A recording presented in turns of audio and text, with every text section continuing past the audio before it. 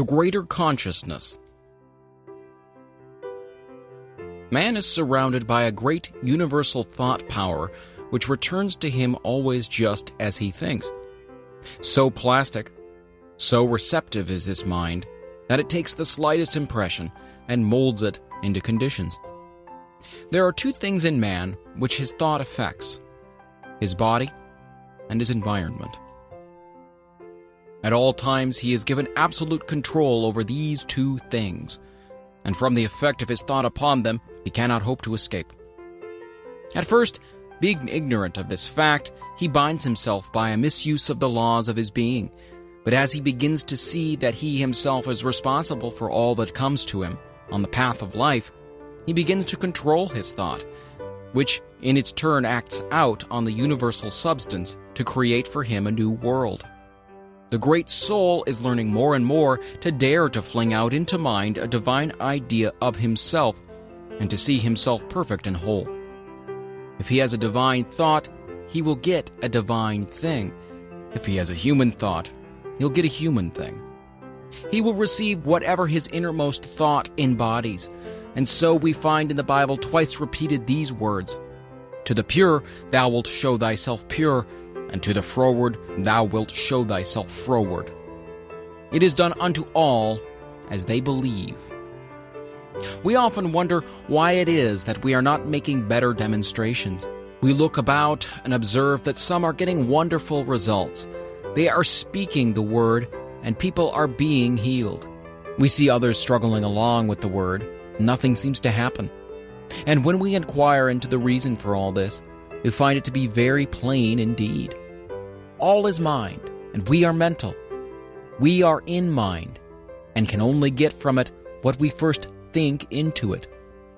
We must not only think, but we must know.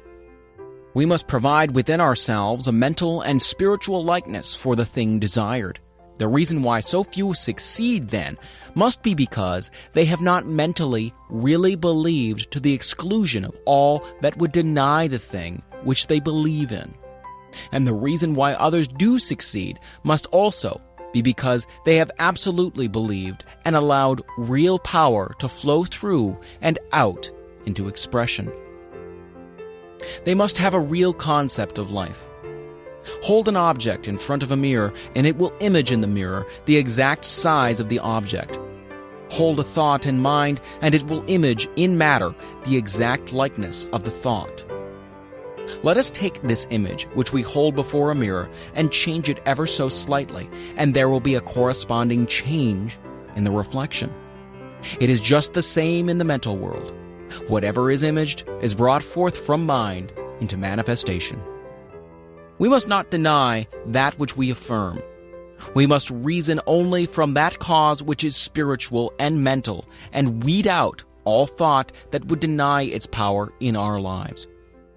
There seems to be something in the race thought that says man is poor, man is limited, that there is a lack of opportunity, that times are hard, that prices are high, that nobody wants what I have to offer. No person succeeds who speaks these ideas. When we express ourselves in this way, we are using a destructive power. All such thoughts must go, and we must all realize that we are an active center in the only power there is. We must get the perfect vision, the perfect conception. We must enlarge our thought until it realizes all good, and then we must swing right out and use this almighty power for definite purposes. We should daily feel a deeper union with life, a greater sense of that indwelling God, the God of the everywhere within us. When we speak into this mind, we have sown the seed of thought in the absolute and may rest in peace. We do not have to make haste, because it is done unto all as they believe. In that day that they shall call upon me, I will answer. People will often ask, what is the best method for demonstration? There is but one answer to that question. The Word is the only possible method of demonstrating anything. The Word really felt and embodied in our thought. Then the Word becomes flesh and dwells among us, and we behold and experience it. We will ask for no other way when we understand this. The person who does not understand these laws will be likely to say that this is presumptuous, that it is even sacrilegious. But this comes only from a lack of understanding of the fact that all is governed by law, and that all law is impersonal and universal. We have just as much right to use spiritual law as to use so-called physical laws. Strictly speaking, there is no such thing as a physical law, as all things are spiritual, and all law is a law of the activity of the Spirit. The greatest use of these laws will always come to that soul who is the most deeply spiritual. As such an one comes the nearest to using law as God uses it.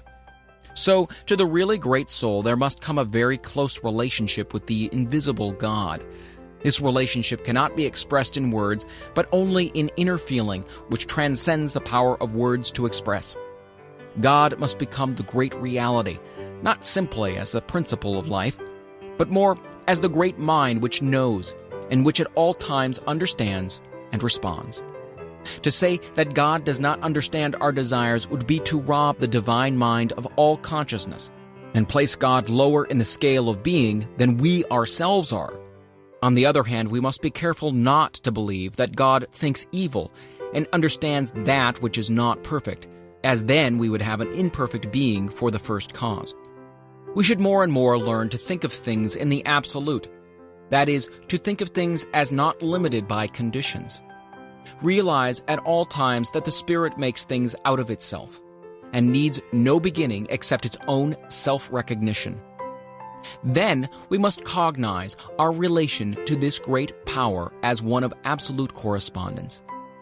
What we think into it, it takes up and does for us as we think. It should not be an effort so to think. We should do so with ease, without strain. The law must return to us. We have no responsibility except to provide the proper channel. It cannot return only in the exact way that we think.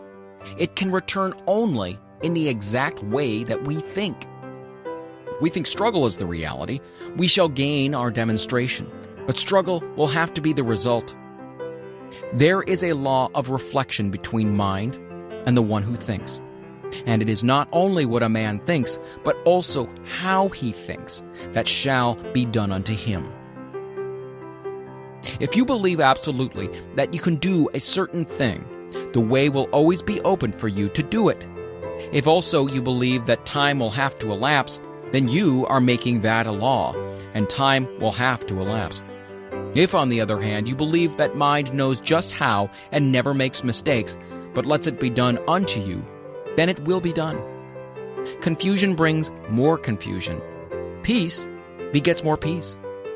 We cannot imagine the Great Spirit hurrying or worrying, fretting or trying to make anything happen.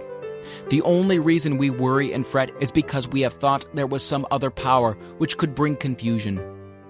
Such is not the case. There's but one, and we are always using that one, but using it according to our belief. This is our divine birthright. Nothing hinders but ourselves. Remember that since all is mind, you cannot demonstrate beyond your ability to comprehend mentally.